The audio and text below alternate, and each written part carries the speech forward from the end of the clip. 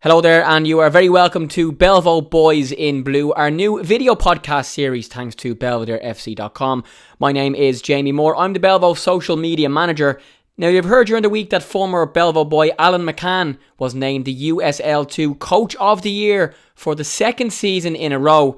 He's been in the States for a number of years, having played for Belvo, moved to America to play college football over there, or college soccer as they call it, and he's now coaching with Reading United, and he joins me now via WhatsApp video. Alan, thanks for having a chat. Congratulations on your award. Tell us all about it. Yeah, it's fantastic. We've been able to win the division and win the Eastern Conference final this year again, and this year's division, I'd say, was more difficult because of number one, injuries on our side. July hit us hard. Number two, the competition got that a little bit better throughout the league, so there wasn't that much of a big difference between top and bottom as there was the year before. So going into the Eastern Conference, then it was difficult, but it was good.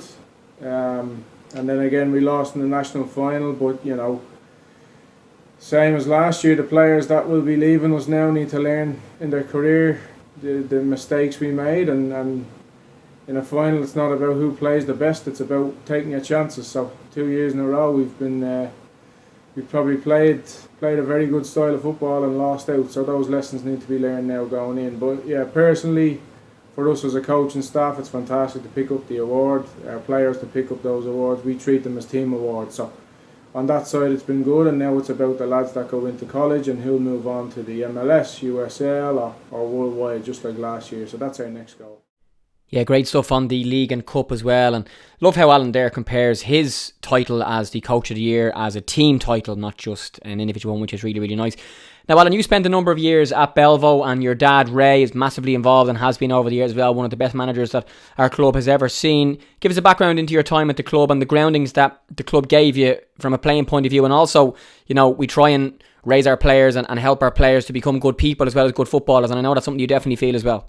Yeah, at Belvo we learned very early on what it was to be a professional, the small details in training, off the field, what it would take, the likes of other teams, the big name teams we'd be playing back when we were in the under 15s and under 16s. Maybe they were out there signing players who were the biggest and the strongest, maybe not the best technically.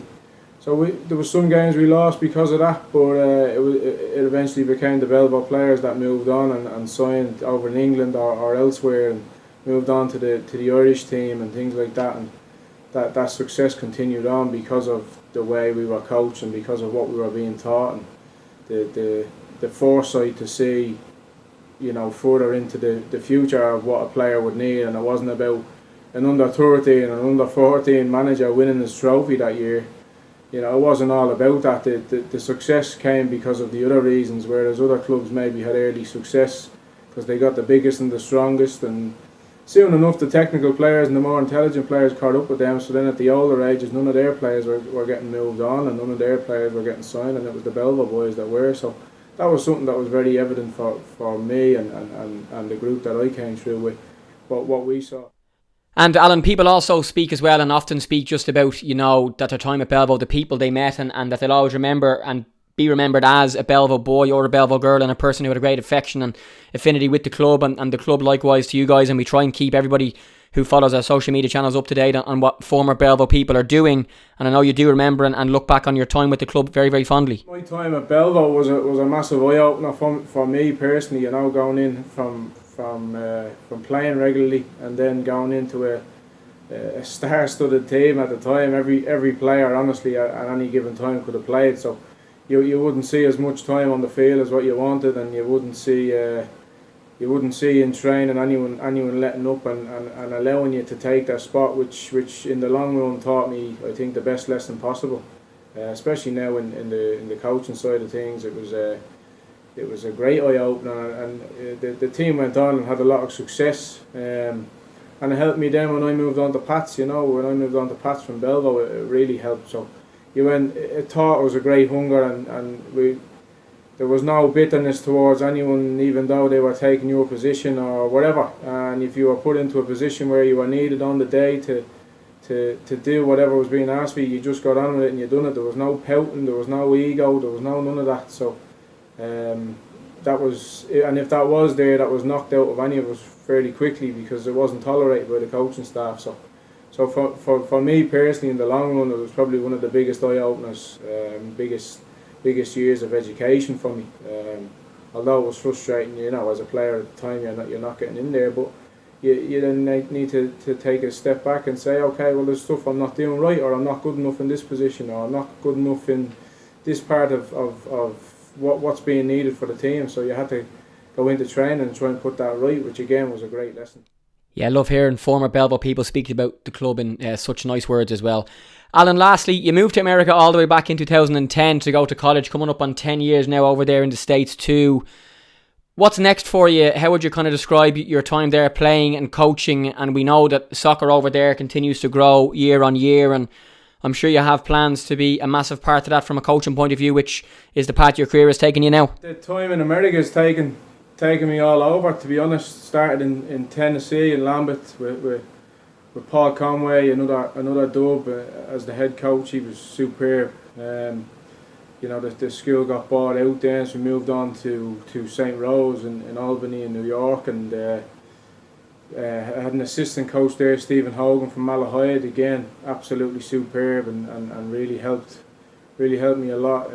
Got me involved then with Reading as a player.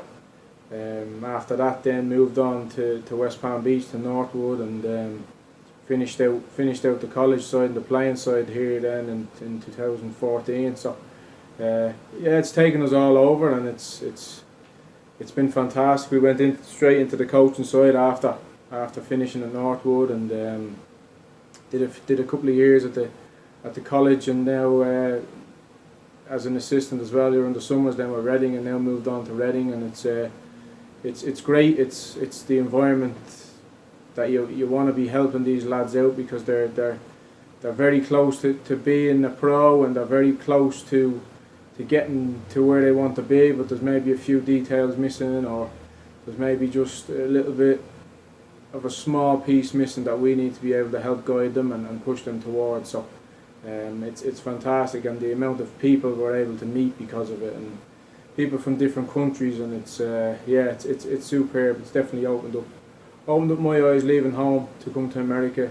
I've definitely learned a lot more than I would have learned by staying at home, but the future career, we'll see what happens over here, and it's you want to stay in the coaching side of things, and we'll see what continues to keep going on with Reading, and with the main thing right now is how many of our players we can now get onto the next level.